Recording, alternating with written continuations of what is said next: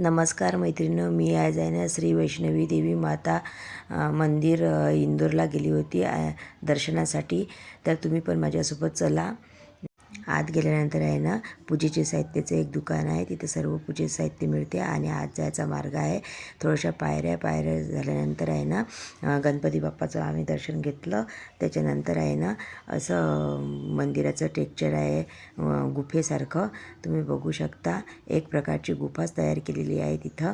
आणि तिथं आत गेल्यानंतर सिंह लागे, गोमाता असं सर्व ठेवलेलं आहे, तुम्ही बघू शकता. आणि एकदम आत जायचा मार्ग खूप याच्या पुढे आहे ना छोटासा होता, तर थोडा मला भीतीच वाटत होती.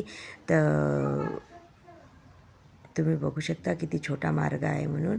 आणि त्याच्यानंतर आहे ना खाली एक मंदिर आहे देवीचं, तुम्ही बघू शकता किती छान असं मंदिर आहे. आणि देवी पण खूप छान आहे. आम्ही दर्शन घेतलं दोघांनी पण.